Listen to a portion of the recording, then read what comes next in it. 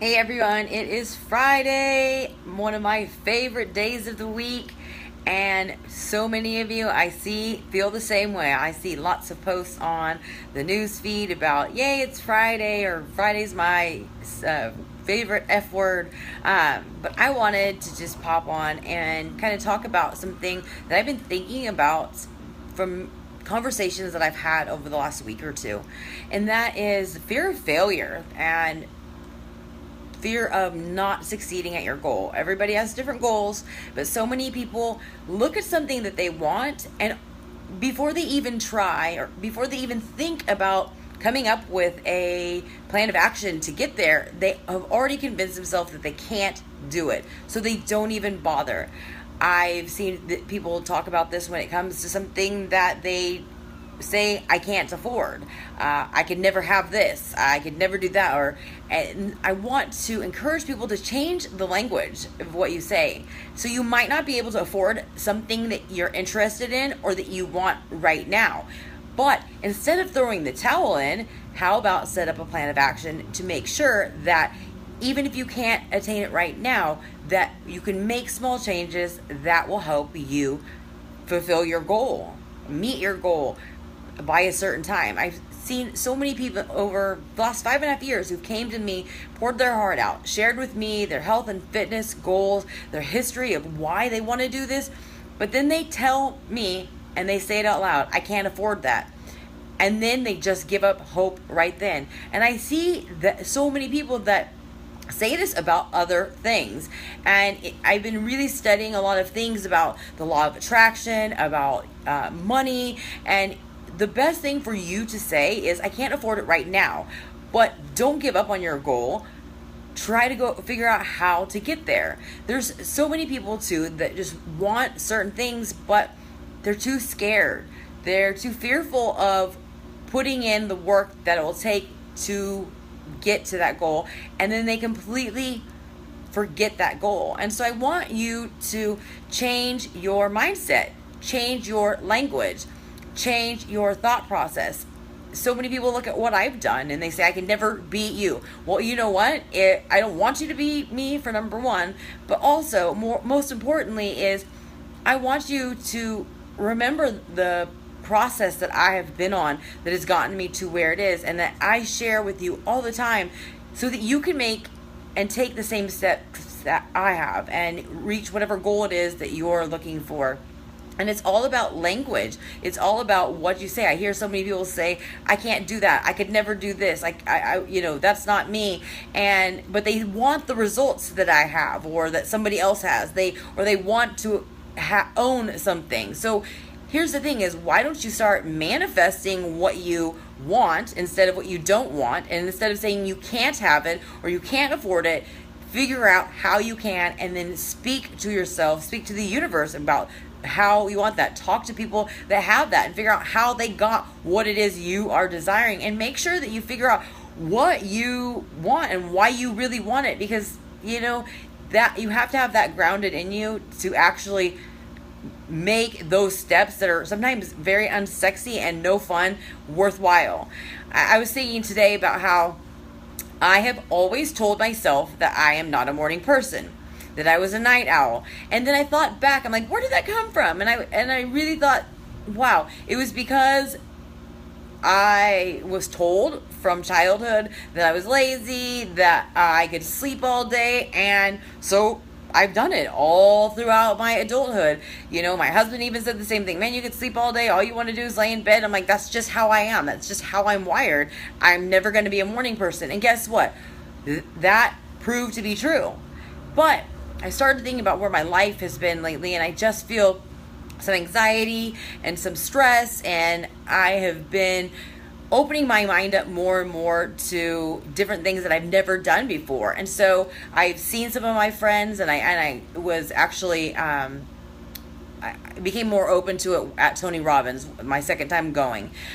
So I started thinking about meditation, and I feel silly. Like, you're not going to see me like sitting there like this with my eyes closed in upright position, chanting and humming at this point in my life.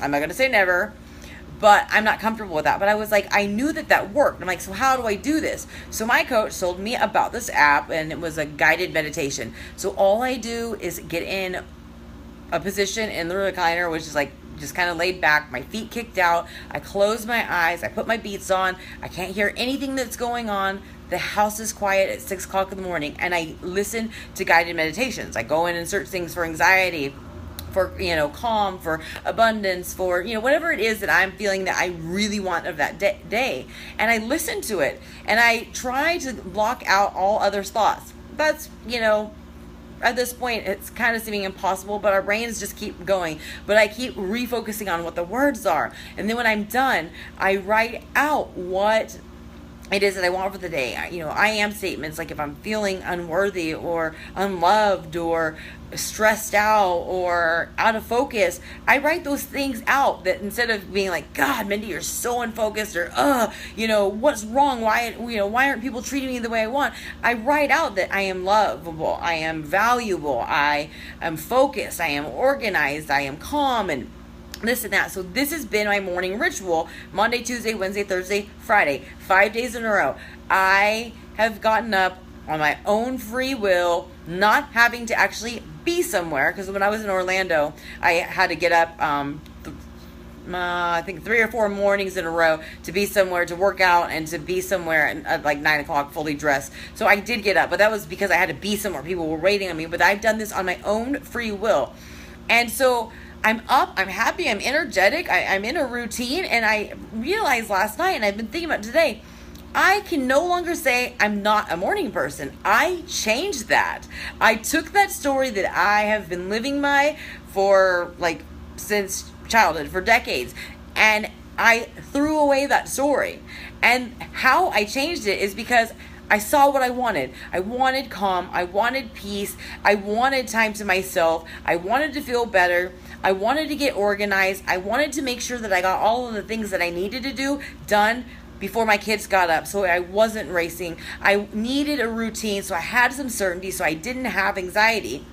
And so I put together a plan. I wrote it out. I made sure that everything was routinely the same. I literally put my phone in the bathroom.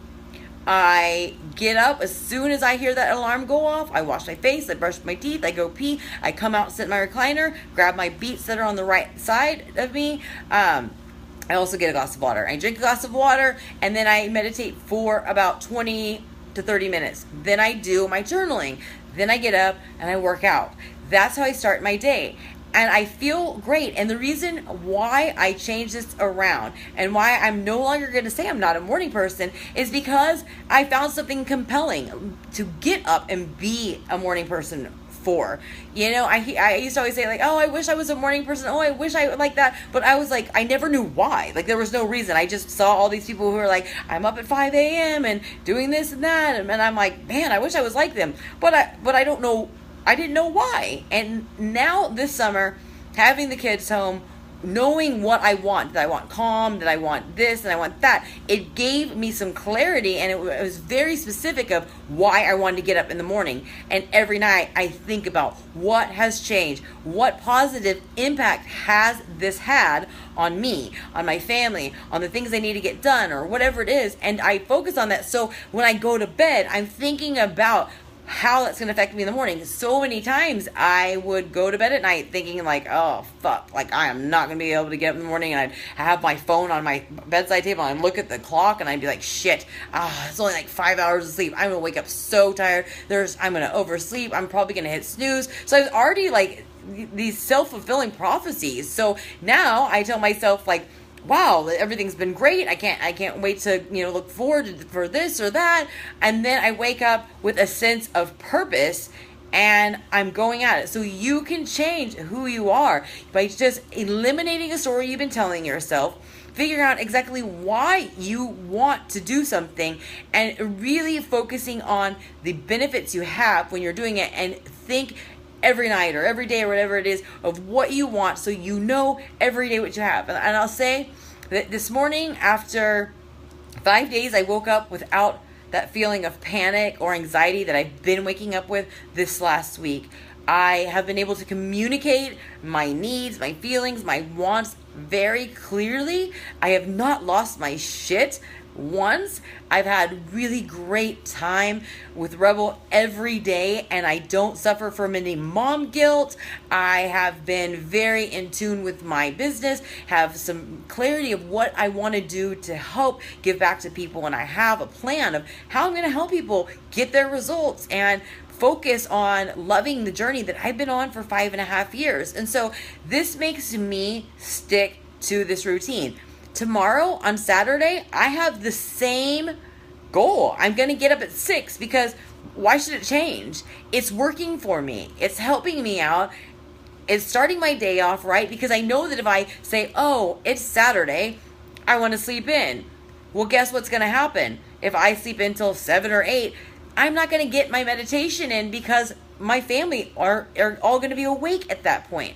So anyways, I just thought I would share some, wisdom that I have just recently received based on my own experience, and it really can apply to you in any area. And it all starts with the decision to get rid of the story that you have been living by that may no longer apply, and then getting really specific as to why you want to do what you want to do. If you want to get fit, if you want to lose weight, if you want to travel, if you want to buy a car, no matter what it is, why you want that. Because if you don't really know why you want something, then you're not going to get up and do it. You're not going to work hard to do it. You're not going to push hard. You're going to give up at the first sign of obstacle, of struggle, if you really don't know why you want it. And you're not going to want to get up in the morning, and you're not going to feel like you have any purpose unless you do this.